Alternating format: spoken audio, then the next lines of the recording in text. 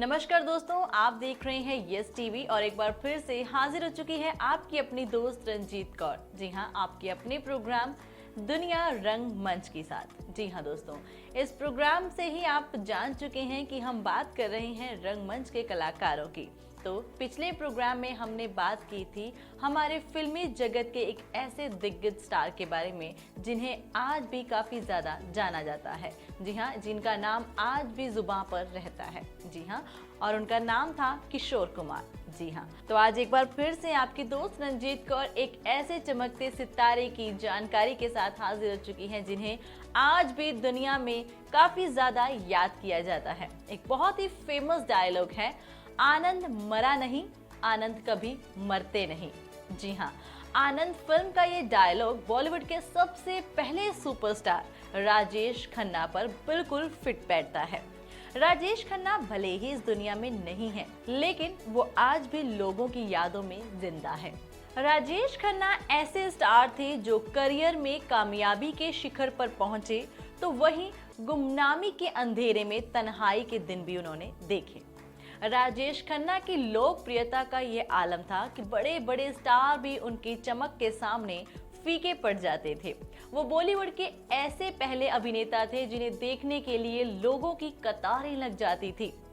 एक के बाद एक 15 सुपरहिट फिल्में उनका ऐसा रिकॉर्ड रहा है जिसका टूटना मुश्किल ही नहीं, नामुमकिन है। उन्हें दर्जनों अवार्ड मिले हैं। अवार्ड समारोह कोई भी हो, उसमें काका की मौजूदगी ही रंगत भरती थी। दोस्तों, राजेश खन्ना का जन्म 29 दिसंबर 1942 को पंजाब के अमृतसर में हुआ था। उनका असली नाम जतिन खन्ना था। राजेश खन्ना को उनके नजदीकी रिश्तेदार ने गोद लिया था और उन्होंने ही उन्हें पाला था। राजेश खन्ना को बचपन से ही एक्टिंग का शौक था और यही शौक उन्हें टैलेंट हंट शो तक ले आया। इस टैलेंट हंट शो में 10,000 लोगों में से सिर्फ 8 लड़कों को चुना गया, जिसमें से एक राजेश खन्ना थे और आखिर में ये टैलेंट हंट राजेश खन्ना ने ही जीता। इस तरह उनके लिए बॉलीवुड के दरवाजे खुल गए। 1966 में राजेश खन्ना की पहली फिल्म आखिरी खत रिलीज हुई थी। राजेश खन्ना को असली कामयाबी 1969 में आई फिल्म आराधना से मिली, जो उनकी पहली सुपरहिट फिल्म थी। इस फिल्म ने उन्हें सुपरस्टार बना दिया। जी हाँ, 1969 से 1975 के बीच राजेश खन्ना ने लगातार 15 सुपरहिट फिल्में दी। देश भर में उनका ऐसा जादू चला कि उस दौर में पैदा होने वाले ज्यादातर बच्चों के नाम राजेश रखे जाने लगे। जी हाँ, देश भर में उनको लेकर ऐसी दीवानगी थी कि पूरा देश उन्हें काका कहकर बुलाने लगा। उस दौर में एक कहावत मशहूर हुआ करती थी, ऊपर आका और नीचे काका। दोस्तों, उस दौर में राजेश खन्ना ने जो लोकप्रियता हासिल की थी, आज के जमाने में उसके आसपास भी कोई नहीं पहुंच सकता। उस दौर के स्टाइलिश और हैंडसम हीरो थे राजेश खन्ना। तब के युवा खास तौर पर उनके जैसे कपड़े बनवाया करते थे। लड़कियों में उनको लेकर ऐसी दीवानगी थी कि उनकी एक झलक पाने के लिए घंटों इंतजार करती थी। जी हाँ, कहा तो ये भी जाता है कि उस दौर में लड़कियां उन्हें खून से खत लिखा करती थी और उनकी फोटो से शादी कर लेती थी। दोस्तों, राजेश खन्ना की सफेद रंग की कार जहां रुकती थी, लड़कियां उस कार को ही चूम लेती थी। लिपस्टिक के निशान से सफेद रंग की कार गुलाबी हो जाया करती थी। कहा तो ये भी जाता है कि एक बार राजेश खन्ना अस्पताल में भर्ती हुए तो उनके इर्द गिर्द के कमरे फिल्म निर्माताओं ने बुक करवा लिए ताकि मौका मिलते ही वो राजेश खन्ना को अपने फिल्म की कहानी सुना सके। दोस्तों, एक प्रोग्राम में हिस्सा लेने के लिए राजेश खन्ना प्लेन से अहमदाबाद जा रहे थे। प्लेन में डिम्पल की बगल वाली सीट पर राजेश खन्ना जाकर बैठ गए।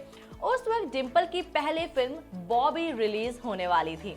पहली मुलाकात के बाद ही राजेश खन्ना और डिम्पल ने एक दूसरे से शादी करने का फैसला कर लिया। हालांकि दोनों की उम्र में काफी फासला था, लेकिन प्यार के आगे मजबूर इस जोड़े ने 1973 में शादी कर ली। हालांकि राजेश खन्ना और डिम्पल की शादी ज्यादा दिन तक नहीं चली और 1984 में दोनों अलग हो गए। अमिताभ बच्चन जिस दौर में फिल्मों में अपनी पहचान बनाने की कोशिश कर रहे थे, उस वक्त राजेश खन्ना सुपरस्टार हुआ करते थे। दोनों की पहली मुलाकात आनंद फिल्म के सेट पर हुई थी। इस फिल्म में आनंद की मौत के बाद भास्कर बनर्जी बने अमिताभ के आंसुओं ने लाखों लोगों को रुला दिया।